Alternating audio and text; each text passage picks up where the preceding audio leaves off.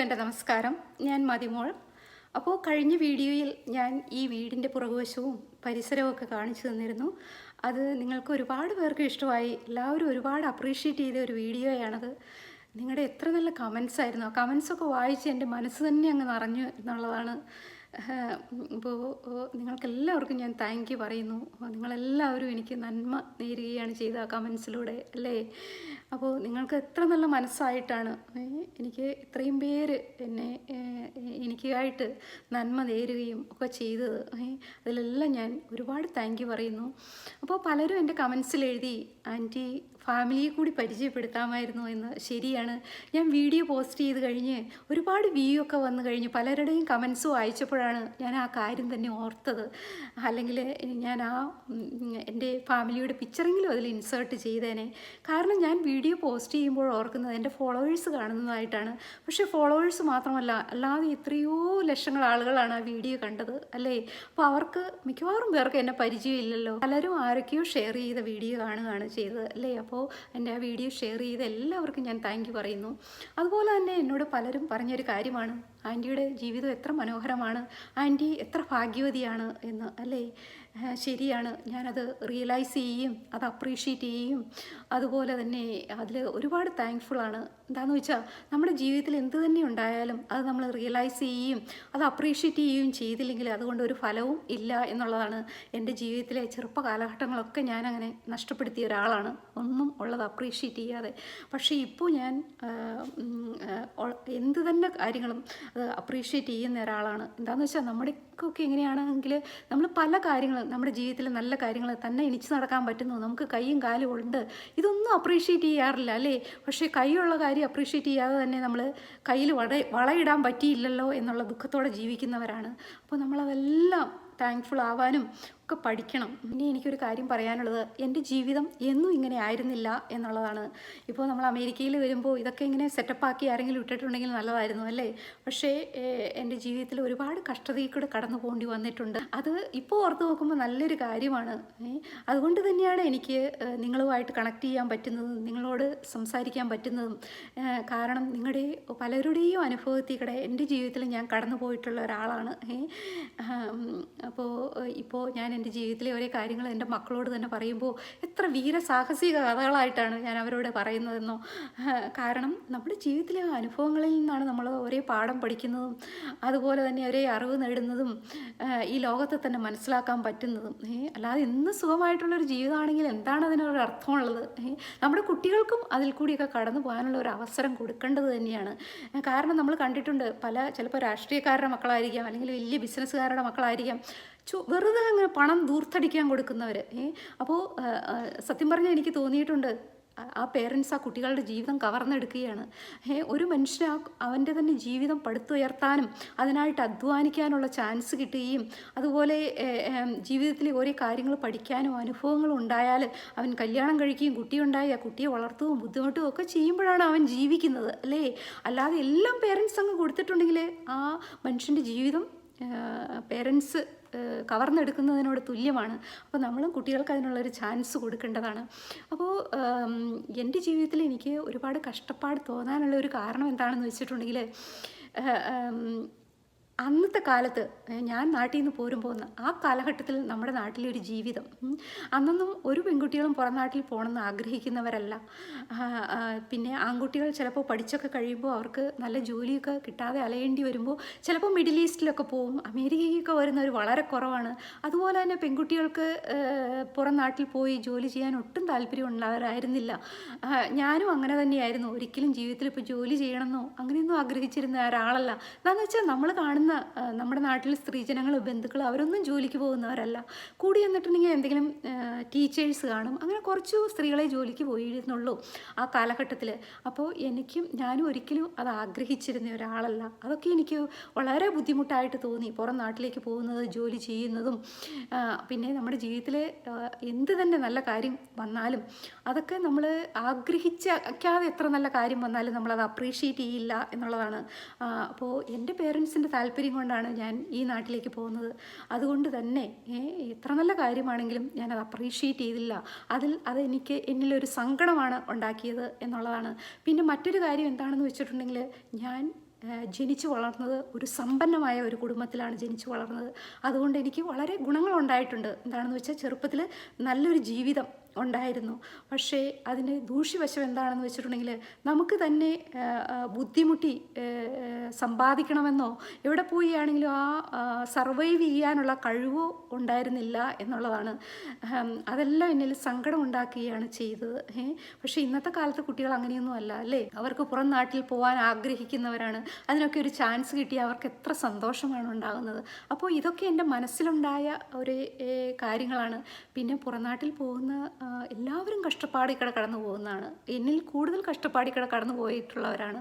എനിക്ക് തോന്നിയതാണ് അത്ര കഷ്ടപ്പാടായിട്ട്. എന്താണെന്ന് വെച്ചാൽ പുറം നാട്ടിൽ ചെല്ലുമ്പോൾ അവിടെ നമുക്കായിട്ട് ആരും ഒന്നും ഉണ്ടാക്കി വെച്ചിട്ടില്ല അല്ലേ?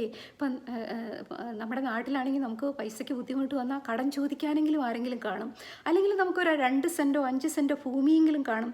പക്ഷെ പുറം നാട്ടിൽ വരുമ്പോൾ അങ്ങനെയല്ല, ഒന്നും തന്നെ കാണില്ല. അതുപോലെ തന്നെ നമുക്ക് നാടറിയില്ലായിരിക്കും, ഭാഷ അറിയില്ലായിരിക്കും, നമുക്ക് കടം ചോദിക്കാൻ പോലും ആരും കാണില്ല, ഫ്രണ്ട്സ് കാണില്ല. അതൊക്കെ അനുഭവിക്കുന്നു. പ്രത്യേകിച്ചും അമേരിക്കയ്ക്ക് പണ്ട് കാലത്ത് വന്നിട്ടുള്ളവരാണ്. ഇപ്പോഴത്തെ കാലത്ത് അമേരിക്കയ്ക്ക് വരുമ്പോൾ ഒത്തിരി തന്നെ ഇന്ത്യൻസ് ഉണ്ട്, മലയാളികളുണ്ട്. അതുപോലെ തന്നെ മിഡിൽ ഈസ്റ്റിൽ പോകുന്നവർക്ക് ഒരുപാട് മലയാളികൾ അവിടെയുണ്ട്. അപ്പോൾ അവർക്ക് ഫ്രണ്ട്സൊന്നും ഇല്ലാത്ത ആ ബുദ്ധിമുട്ട് അറിയുന്നില്ല. ഞാൻ സംസാരിക്കുന്നത് 35 വർഷങ്ങൾക്ക് മുമ്പുള്ള കാര്യമാണ്. അപ്പോൾ അതൊക്കെ കൊണ്ടാണ് എനിക്കത് വലിയൊരു വിഷമമായി തോന്നി. അപ്പോൾ നാട്ടിൽ നിന്ന് വന്നിട്ട് പിന്നെ എനിക്ക് ഈ ഫ്രണ്ട്സിനെയും നാടും വീടും വിട്ട് വന്നിട്ട് എനിക്കൊരു വളരെ ഡിപ്രഷനുള്ളൊരു സമയമായിരുന്നു. വന്നിട്ട് ഒരു കുറേ നാളത്തേക്ക് വർഷങ്ങൾ എനിക്ക് ആരോട് സംസാരിക്കാനോ അല്ലെങ്കിൽ ഒന്ന് ചിരിക്കാൻ പോലും പറ്റാത്തൊരു സമയമായിരുന്നു എന്നുള്ളതാണ് ഞാനിപ്പോൾ ചിന്തിക്കാറുണ്ട്. എന്തിനായിട്ടാണ് എൻ്റെ മോളൊക്കെ ഇപ്പോൾ എൻ്റെ മോൾ ന്യൂയോർക്കിൽ ജോലി ചെയ്യുകയാണ്. അപ്പോൾ ഞാൻ ഓർക്കും, അയ്യോ ഇത്ര രസമാണ് യങ്ങായിട്ട് ന്യൂയോർക്ക് സിറ്റിയിലൊക്കെ ജോലി ചെയ്ത് നടക്കാൻ എന്ത് രസമാണ്, എനിക്കും അങ്ങനെ ഒരു അവസരം ഉണ്ടായിട്ട് ഞാനത് എൻജോയ് ചെയ്തില്ലല്ലോ എന്ന്. അപ്പോൾ നമ്മുടെ ഒരേ മനസ്സിലെ ചിന്താഗതിയാണ് നമുക്ക് സന്തോഷം ഉണ്ടാക്കുന്നതും നമ്മളെ ദുഃഖത്തിലേക്ക് പോകുന്നതും എന്നുള്ളതാണ്. ചിരിക്കാൻ പോലും മറന്നുപോയ കാലഘട്ടമായിരുന്നു അത്. അപ്പോൾ ഞാൻ കുറച്ച് പഠിക്കുകയും പാർട്ട് ടൈമായിട്ട് ജോലി ചെയ്യുകയും അങ്ങനെയൊക്കെ ചെയ്തിരുന്ന ഒരു കാലം. അപ്പോൾ കുറച്ച് നാൾ അങ്ങനെയൊക്കെ കഴിഞ്ഞാണ് ഞാൻ നാട്ടിൽ കല്യാണം കഴിക്കാൻ പോകുന്നത്. അപ്പോൾ നാട്ടിൽ കല്യാണം കഴിക്കാൻ പോയി. അപ്പോൾ എൻ്റെ ഒരു അറേഞ്ച്ഡ് മാരേജ് ആയിരുന്നു. ഞാൻ ഒരിക്കലും ഓർത്തില്ല നല്ലൊരു സ്നേഹമുള്ള ആളായിരിക്കും എന്നെ കല്യാണം കഴിക്കുന്നതെന്ന്. കാരണം അറേഞ്ച്ഡ് മാരേജ് ആണല്ലോ. പക്ഷേ എന്നെ കല്യാണം കഴിച്ച് വളരെ സ്നേഹമുള്ളതും കെയറിങ്ങുമായിട്ടുള്ള ഒരാളായിരുന്നു. പുള്ളി കോട്ടയം മെഡിക്കൽ കോളേജിൽ പഠിച്ചതാണ്. അപ്പോൾ അത് കഴിഞ്ഞ് കോതമംഗലം ധർമ്മഗിരി ഹോസ്പിറ്റലിൽ ജോലി ചെയ്യുകയായിരുന്നു. അപ്പോൾ അത് കല്യാണം കഴിഞ്ഞിട്ടാണ് ജോലി ചെയ്തത്. അന്ന് കോട്ടയത്ത് പഠിച്ചുകൊണ്ടിരിക്കുമ്പോഴായിരുന്നു ഞങ്ങളുടെ കല്യാണം. അപ്പോൾ അത് കഴിഞ്ഞ് എനിക്ക് കുട്ടിയായി. അത് കഴിഞ്ഞിട്ട് ഞാൻ പിന്നെ ഇങ്ങോട്ട് അമേരിക്കയ്ക്ക് പോരുകയാണ്. അപ്പോൾ എനിക്ക് അമേരിക്കയ്ക്ക് പോരണമെന്ന് അത് ഒത്തിരി വെറുപ്പുള്ള ഒരു കാര്യമായിരുന്നു, ഒത്തിരി സങ്കടമുള്ള ഒരു കാര്യമായിരുന്നു. അത് ഞാൻ എൻ്റെ ഹസ്ബൻഡിനോട് കൂടെ പറഞ്ഞുകൊണ്ടിരുന്നു. അപ്പോൾ പുള്ളി പറഞ്ഞു, എനിക്ക് ഇഷ്ടമില്ലെങ്കിൽ അമേരിക്കയ്ക്ക് പോരണ്ട എന്നുള്ളൊരു അഭിപ്രായമായിരുന്നു. പിന്നെ ഞാൻ അമേരിക്കയ്ക്ക് പോകുന്നത് ഞാനാണ് തീരുമാനമെടുത്തത്. എങ്കിലാണ് നമുക്കൊരു നല്ല ജീവിതമൊക്കെ ഉണ്ടാവുകയുള്ളൂ എന്നുള്ളൊരു ഇതിൽ ഞാൻ തന്നെയാണ് പോകുന്നത്. പക്ഷെ കുട്ടിയെയും ഹസ്ബൻഡിനെയും എനിക്ക് അമേരിക്കയ്ക്ക് കൊണ്ടുവരാൻ പറ്റിയില്ല എന്നുള്ളതാണ്. എന്താണെന്ന് വെച്ചാൽ അവർക്ക് വീസ ശരിയാവാനായിട്ട് പിന്നെ ഒരു 1.5 വർഷം കൂടി എടുത്തു. അപ്പോൾ എന്നെ അത് കൂടുതൽ വിഷമത്തിലേക്കാക്കി. എന്താണെന്ന് വെച്ചാൽ ഇത്രയും സ്നേഹമുള്ള എൻ്റെ ഹസ്ബൻഡും അതുപോലെ തന്നെ 6 months എന്നുള്ളൂ എൻ്റെ കുട്ടിക്ക് പ്രായമുള്ളൂ. ആ കുട്ടിയെയും പിരിഞ്ഞിരിക്കേണ്ടി വന്നു എനിക്ക്. ഒരുപാട് നാൾ പിരിഞ്ഞിരിക്കേണ്ടി വന്നു. അതെനിക്ക് അതിനേലും വിഷമമുള്ളൊരു കാലമായിരുന്നു എൻ്റെ ജീവിതത്തിൽ. ഇഷ്ടമല്ലാത്ത ഒരു രാജ്യത്തേക്ക് പോരുക, ഇവരെയൊക്കെ പിരിഞ്ഞിരിക്കുക എന്നുള്ളത് എനിക്ക് വളരെ വിഷമമുള്ളൊരു കാര്യമായിരുന്നു. അതുപോലെ തന്നെ അന്നൊക്കെ ഞാൻ ടോക്സിക്കോളജിസ്റ്റായിട്ട് ജോലി ചെയ്യുകയാണ്. ഞാൻ മറ്റൊരു വീഡിയോയിൽ പറഞ്ഞിട്ടുണ്ട് എൻ്റെ ജോലിയെക്കുറിച്ച്.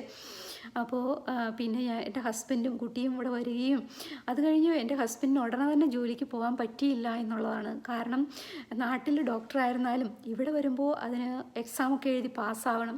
അപ്പോൾ എന്നും എക്സാമൊന്നുമില്ല, വർഷത്തിലൊരു എക്സാമൊക്കെ അന്നത്തെ കാലത്തേ ഉള്ളൂ. അപ്പോൾ പാർട്ട് 1 എഴുതി, പിന്നത്തെ വർഷം പാർട്ട് 2 എഴുതി, പിന്നെ ഓരോ ഹോസ്പിറ്റലൊക്കെ അപ്ലൈ ചെയ്ത് റെസിഡൻസിക്കായിട്ടാണ്. പിന്നെ ഇവിടെ 3 വർഷം പഠിക്കണം. അപ്പോഴത്തേക്കും 2-3 വർഷം കടന്നുപോയി. എനിക്കൊരു കുട്ടിയോടി ആയി എന്നുള്ളതാണ്. അപ്പോൾ ഒരിക്കലും ജോലിക്ക് പോകാൻ പോലും ഓർത്ത ആളല്ല ഞാൻ. അവസാനം ജോലിക്ക് പോകേണ്ടി വരും, എല്ലാ ഉത്തരവാദിത്വവും ഏറ്റെടുക്കേണ്ടി വന്നു എന്നുള്ളതാണ്. അത് സത്യം പറഞ്ഞാൽ നല്ലൊരു കാര്യമായിരുന്നു. എന്നിൽ ഒരുപാട് അറിവ് നേടാൻ പറ്റി, പല കാര്യങ്ങളും ചെയ്യാൻ എനേബിളാക്കി. എങ്കിൽ കോതമംഗലത്ത് ജനിച്ചു വളർന്ന എനിക്ക് എന്ന് പറയാൻ കോതമംഗലം മോശമായിട്ടല്ല, അന്നത്തെ കാലത്ത് 35 വർഷം മുമ്പ് കോതമംഗലത്ത് വളരുന്ന ഒരു പെൺകുട്ടിക്ക്, പുറം നാട്ടിലൊന്നും പോവാത്ത, വേറെ സ്റ്റേറ്റിലും ഒന്നും ജീവിക്കാത്ത പെൺകുട്ടികൾക്ക് എല്ലാ കാര്യങ്ങളൊക്കെ അറിയാനും ഉള്ള അറിവൊക്കെ കുറവായിരിക്കും. പക്ഷേ എനിക്ക് ഇതെല്ലാം ഏറ്റെടുക്കേണ്ടി വന്നപ്പോൾ അതെല്ലാം പഠിക്കാനുള്ള ഒരു ചാൻസും എനിക്ക് കിട്ടി എന്നുള്ളതാണ്. അപ്പോൾ പിന്നെ എൻ്റെ ഹസ്ബൻഡ് റെസിഡൻസി തുടങ്ങി. എങ്കിലും പുള്ളി വളരെ ബിസി ആയിരുന്നു. എന്താണെന്ന് വെച്ചാൽ റെസിഡൻസി ചെയ്യുന്ന കാലഘട്ടത്തിൽ ഇന്ന് രാവിലെ പോയാൽ ഇന്ന് രാത്രി വരാൻ പറ്റില്ല, നാളെ രാത്രി വരാൻ പറ്റുകയുള്ളൂ. അപ്പോൾ എനിക്ക് കുട്ടികളെ നോക്കേണ്ടതായിട്ടും ജോലിക്ക് പോകേണ്ടതായിട്ടും എല്ലാം റെസ്പോൺസിബിലിറ്റിയായി. അങ്ങനെയുള്ളൊരു കാലഘട്ടമായിരുന്നു. ആ കാലഘട്ടത്തിൽ ഞാൻ സത്യം പറഞ്ഞാൽ നാടും വീടും ഒന്നും മിസ് ചെയ്തില്ല എന്നുള്ളതാണ്.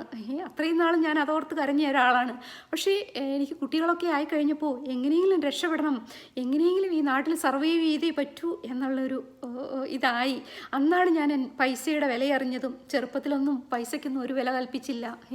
പക്ഷേ അന്നാണ് ഞാൻ പൈസയുടെയൊക്കെ വില അറിഞ്ഞതും ഇനി പൈസയ്ക്ക് ഒരു കഷ്ടതയിൽക്കൂടെ കടന്നു പോകാൻ പറ്റില്ല എന്നുള്ളൊരു പേടി എന്നിലുണ്ടായി എന്നുള്ളതാണ്. പൈസയൊക്കെ ഇല്ലാതെ വരുമ്പോഴുള്ള കഷ്ടത മനസ്സിലാക്കുകയും ഇനി എൻ്റെ ജീവിതത്തിൽ അങ്ങനെ ഒരു കാലഘട്ടം ഉണ്ടാവരുത് എന്നുള്ളൊരു തോന്നലുണ്ടാവുകയും എന്തെങ്കിലുമൊക്കെ സമ്പാദിക്കണം എന്നുള്ളൊരു ചിന്ത എന്നിലുണ്ടായി. അപ്പോൾ പിന്നെ കുറേ നാൾ അങ്ങനെയുള്ളൊരു ജീവിതമായിരുന്നു. അപ്പോൾ ഹസ്ബൻഡ് റെസിഡൻസിയൊക്കെ കഴിഞ്ഞപ്പോൾ അതൊക്കെ ന്യൂജേഴ്സിയിലായിരുന്നു.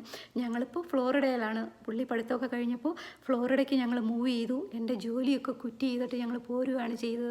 അപ്പോൾ ഇവിടെ വന്നപ്പോൾ ഹസ്ബൻഡിന് ജോലി കിട്ടിയില്ല എന്നുള്ളതാണ്. അപ്പോൾ അത് ഒത്തിരി വിഷമം ഉണ്ടാക്കിയ കാര്യമാണ്, ജോലി കിട്ടാതെ വരിക, ഞാനും ജോലി ചെയ്യുന്നില്ല, അതുപോലെ 2 കുട്ടികളും ഒക്കെ ഉള്ള ഒരു സമയം. പക്ഷേ അങ്ങനെ വന്നൊരു സമയത്ത് നമ്മൾ തന്നെ ക്ലിനിക്ക് ഇടേണ്ടതായിട്ട് വന്നു. നമുക്കന്ന് അതിനുള്ള അറിവോ പരിചയമോ ഇല്ലായിരുന്നു. പക്ഷേ അതിന് നിർബന്ധിതരായി എന്നുള്ളതാണ്. സത്യം പറഞ്ഞാൽ അതൊരു ദൈവാധീനമായിരുന്നു. ദൈവം നമുക്കൊരു വഴി കാണിച്ചു തന്നതാണ്. അല്ലെങ്കിൽ നമ്മൾ ആരുടെയും കീഴിൽ ജോലി ചെയ്യും അല്ലേ? അപ്പോൾ അങ്ങനെ ജോലി കിട്ടാതെ വന്നപ്പോൾ തന്നെ ക്ലിനിക്ക് ഇടുകയും അപ്പോൾ അത് ജീവിതത്തിൽ നല്ലൊരു കാര്യമായി മാറി. എന്താണെന്ന് വെച്ചാൽ ആരുടെയും കീഴിൽ ജോലി ചെയ്യേണ്ട, നമുക്കിഷ്ടം പോലെ ഫ്രീ ടൈം ഒക്കെ ഉണ്ട്.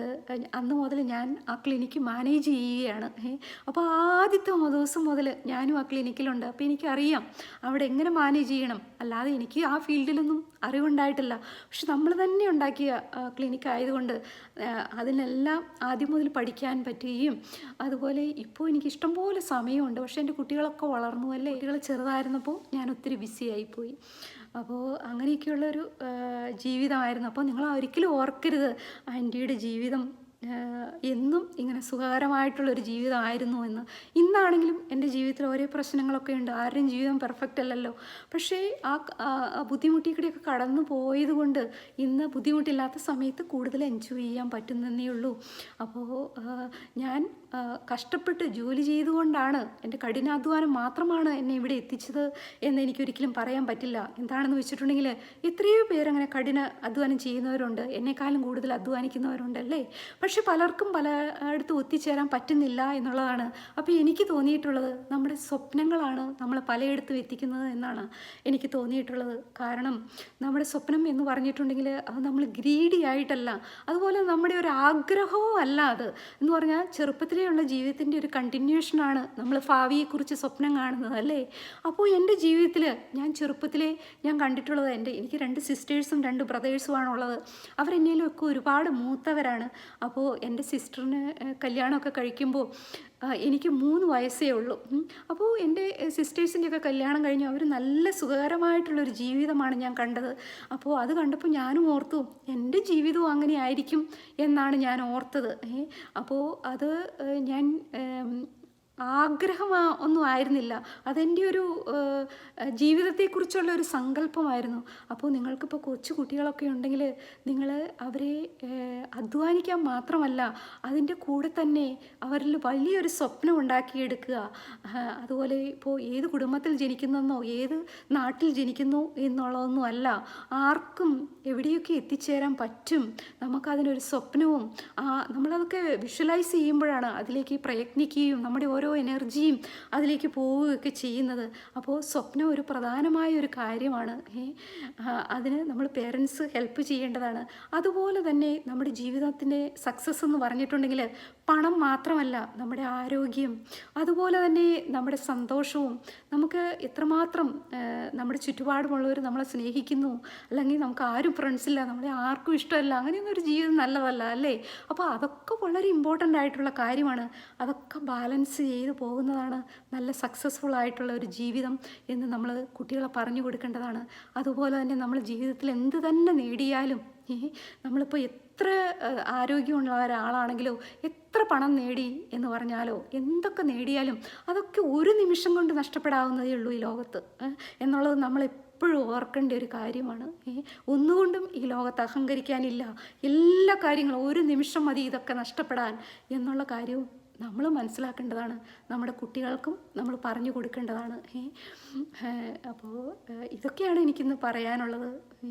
അപ്പോൾ ഞാൻ മറ്റൊരു വീഡിയോയിൽ പറയാം, എൻ്റെ ജീവിതത്തിൽ ഞാൻ ചെയ്ത കാര്യങ്ങൾ എന്താണ് എനിക്ക് നല്ലതായിട്ട് തോന്നിയത്, ഞാൻ എടുത്ത ചോയ്സ്, അല്ലെങ്കിൽ എൻ്റെ വിശ്വാസങ്ങൾ. നമുക്ക് ഓരോരുത്തർക്കും ഒരു അടിസ്ഥാനമായിട്ടൊരു വിശ്വാസം ഉണ്ടല്ലേ, പ്രകൃതിയെക്കുറിച്ചും മനുഷ്യരെക്കുറിച്ച് മതത്തെക്കുറിച്ചും അങ്ങനെയൊക്കെ ഓരോ കാഴ്ചപ്പാടുണ്ടല്ലേ.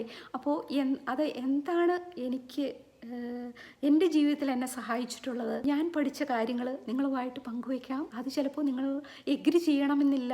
അതുപോലെ തന്നെ നിങ്ങളുടെ അനുഭവങ്ങൾ വേറെയായിരിക്കും. നിങ്ങൾക്ക് എന്നെക്കാളും നല്ല അനുഭവങ്ങളുള്ളവരായിരിക്കും അല്ലേ. അപ്പോൾ നിങ്ങളും നിങ്ങളുടെ ഫ്രണ്ട്സും കുട്ടികളും ഒക്കെ ആയിട്ട് അത് ഷെയർ ചെയ്യുക. നമ്മളിപ്പോൾ ബുദ്ധിമുട്ടികൂടെ കടന്നു പോയാൽ മാത്രമല്ല അതിൻ്റെ പാഠങ്ങൾ നമുക്ക് പഠിക്കാൻ പറ്റുകയുള്ളൂ അല്ലേ. അത് വളരെ ഹാർഡായിട്ടുള്ളൊരു കാര്യമാണ്. ബുദ്ധിമുട്ടികൂടെ കടന്നു പോയിട്ട് അത് പഠിച്ചെടുക്കുക. പക്ഷേ മറ്റുള്ളവരിൽ നിന്ന് അത് നമ്മൾ കേട്ട് പഠിച്ചാൽ അതിലും നല്ലതാണ്. അതൊക്കെ കൊണ്ടാണ് ഇപ്പോൾ നമ്മുടെ ഒരു വീട്ടിലാണെങ്കിലും ഇളയതായിട്ട് ജനിച്ചിട്ടുണ്ട്, നമ്മുടെ മൂത്ത് ഇപ്പോൾ 5-6 പേരുണ്ട്, ഇളയവരായിട്ട് ജനിച്ചിട്ടുണ്ടെങ്കിൽ അവർക്ക് പല വിഷമസന്ധിയിൽ കൂടി കടന്നു പോവാതെ തന്നെ അവർ പാഠം പഠിച്ചിട്ടുണ്ടാവും മൂത്തവരിൽ നിന്ന് തന്നെ. അപ്പോൾ എപ്പോഴും ഒരു അഡ്വാൻറ്റേജ് ആണത് വീട്ടിൽ ഇളയതായിട്ടുണ്ടെങ്കിൽ. ഞാൻ എൻ്റെ വീട്ടിൽ 5ാമത്തെ മകളാണ്. അതുപോലെ എൻ്റെ ഹസ്ബൻഡിൻ്റെ വീട്ടിൽ എൻ്റെ ഹസ്ബൻഡ് 9ാമത്തെ മകനാണ്. ഓർത്ത് നോക്കുക. ഞങ്ങളിപ്പോൾ എത്രയോ സിസ്റ്റേഴ്സും ബ്രദേഴ്സും ഒക്കെ ഉള്ളവരാണ്. പക്ഷെ ഇവിടെ നമുക്ക് ആരും ഇല്ല എന്നുള്ളതാണ്. ഫ്ലോറിഡയിൽ നമുക്ക് ആരും ഇല്ല എന്നുള്ളതാണ്. അപ്പോൾ ഇത്രയൊക്കെയാണ് എനിക്ക് പറയാനുള്ളത്. അപ്പോൾ എൻ്റെ ഈ വീഡിയോ വാച്ച് ചെയ്ത എല്ലാവർക്കും ഞാൻ താങ്ക് യു പറയുന്നു. നമുക്ക് അടുത്ത വീഡിയോയിൽ കാണാം. Buy now.